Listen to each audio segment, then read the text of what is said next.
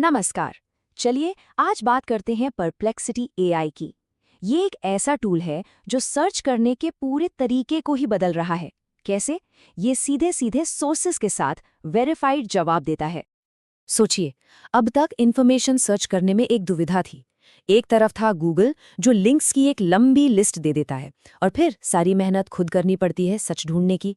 दूसरी तरफ है चैट जीपीटी जैसा टूल जो एक झटके में जवाब तो दे देता है, लेकिन इसका क्या भरोसा कि वो जवाब मनगढ़ंत न हो। लेकिन सोचिए, क्या हो अगर इन दोनों रास्तों की सबसे अच्छी बातें एक साथ मिल जाएं। मतलब एक इंस्टेंट एआई आंसर जो बिल्कुल असली वेरीफाइबल सोर्सेज पर बेस्ड हो। कैसा रहेगा? और बस यहीं पर एंट्री होती है परप्लेक्सिटी एआई की। इसे 2022 में अरविंद श्रीनिवास ने शुरू किया था। और ये कोई आम नाम नहीं है। अरविंद ओपन एआई और गूगल जैसे टेक जाइंट्स में काम कर चुके हैं, तो उनका जो एक्सपीरियंस है वही इस टूल की बुनियाद है। अरविंद का विजन बिल्कुल साफ था। उन्हें गूगल सर्च को एक आंसर इंजन से रिप्लेस करना था। मतलब साफ है, अब लिंक्स की लिस्ट नहीं बल्कि सीधा सीधा सवाल का जवाब। तो फर्क क्या है? पहले क्या होता था, हम सवाल पूछते थे, गूगल 10 लिंक दे देता था और फिर हम उन्हें पढ़कर समझकर अपना जवाब खुद बनाते थे। लेकिन परप्लेक्सिटी के साथ क्या होता है? सवाल पूछो और सीधा एक वेरीफाइड जवाब हाजिर है।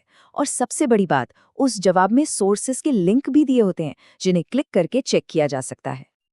और एक बात साफ है, ये मॉडल काम कर रहा है, जबरदस्त काम कर रहा है। सिर्फ कुछ ही सालों में परप्लेक्सी इतना सक्सेसफुल हो गया है कि 2025 तक इसका जो एनुअल रेवेन्यू है वो $100 मिलियन से भी ज्यादा होने का अनुमान है।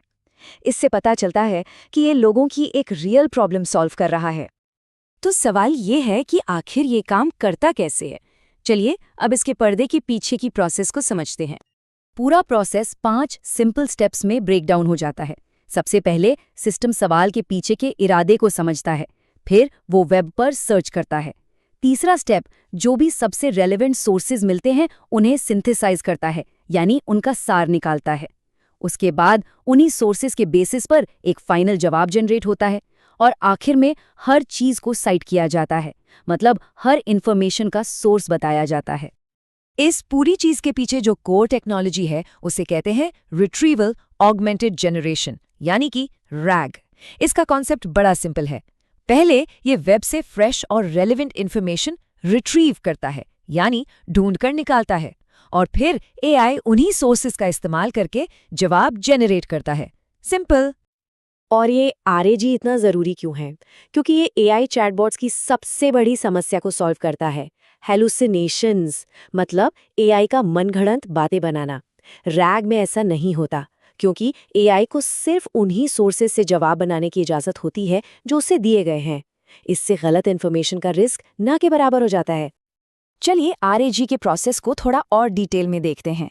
पहला कदम है सवाल के इंटेंट को समझना, सिर्फ कीवर्ड्स को नहीं। फिर वेब पर रेलेवेंट टेक्स्ट के चंक्स ढूंढे जाते हैं। उसके बाद सोर्सेस को रैंक किया जाता है इस बेसिस पर कि वो कितने रेलेवेंट हैं, कितने नए हैं और कितने आधिकारिक हैं। और आखिर में जो सबसे बेस्ट सोर्सेस होते हैं उन्हें एआई को दे दिया जाता है फाइनल जवाब लिखने के लिए। लेकिन कहानी यहाँ खत्म नहीं होती। परप्लेक्सिटी का जो असली सीक्रेट सॉस है वो सिर्फ आरएजी नहीं है। इसका असली जादू है इसका ऑर्केस्ट्रेशन लेयर और इसके अपने कस्टम मॉडल्स। देखिए, परप्लेक्सिटी सिर्फ एक लार्ज लैंग्वेज मॉडल पर डिपेंड नहीं करता। ये एक माहिर क्राफ्ट्समैन की तरह है जो हर काम के लिए सही औजार चुनता है। इसको ऐसे समझिए, अगर सवाल फैक्चुअल रिसर्च का है तो सोनार मॉडल यूज होगा, क्रिएटिव ब्रेनस्टॉर्मिंग करनी है तो क्लॉड बेस्ट है, कॉम्प्लेक्स कोडिंग का काम है तो GPT-4 को भेजा जाएगा, और अगर कोई मल्टी स्टेप रीजनिंग वाला सवाल है तो सोनार रीजनिंग प्रो इसके लिए तैयार है। इतना ही नहीं, परप्लेक्सिटी अपने खुद के कस्टम मॉडल्स भी बनाता है जिनका नाम है सोनार। इन्हें खास तौर पर सर्च, समराइजेशन और साइटेशन के लिए ही फाइन ट्यून किया गया है। और यही चीज इसे दूसरों से अलग करती है, एक स्ट्रेटेजिक एडवांटेज देती है। तो चलिए अब थोड़ा जूम आउट करते हैं और देखते हैं कि एआई के इस पूरे लैंडस्केप में परप्लेक्सिटी कहाँ फिट होता है। यहाँ पर परप्लेक्सिटी का उसके कंपेटिटर्स के साथ एक साइड बाय साइड कंपैरिजन है। देखिए, साइटेशंस यानी सोर्सेज देने के मामले में परप्लेक्सिटी साफ साफ विनर है। एक्यूरेसी भी इसकी हाई है क्योंकि सब कुछ सोर्स्ड है। हाँ, क्रिएटिविटी के मामले में ये थोड़ा पीछे है। वहाँ चैट जीपीटी जैसे टूल्स बेहतर हैं और गूगल तो जनरल सर्च के लिए है ही। तो इससे हम क्या समझें? मोटी मोटी बात यह है कि हर टूल का अपना एक काम है। अगर रिसर्च करनी है, फैक्ट्स चेक करने हैं तो परप्लेक्सिटी बेस्ट है। क्रिएटिव काम करना है, ब्रेनस्टॉर्मिंग करनी है तो चैट जीपीटी के पास जाइए।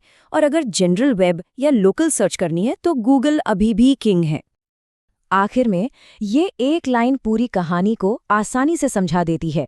ये सिर्फ एक और चैटबॉट नहीं है, ये एक आंसर इंजन है और यही परप्लेक्सिटी का असली परिचय है। और ये बात हमें एक बहुत बड़े सवाल पर लाकर खड़ा कर देती है। जैसे जैसे एआई सीधे सीधे सोर्स्ड आंसर्स देने में बेहतर होता जा रहा है, तो क्या हम सर्च के दौर के अंत के करीब आ रहे हैं? ये एक ऐसा सवाल है जिसका जवाब आने वाला वक्त ही देगा।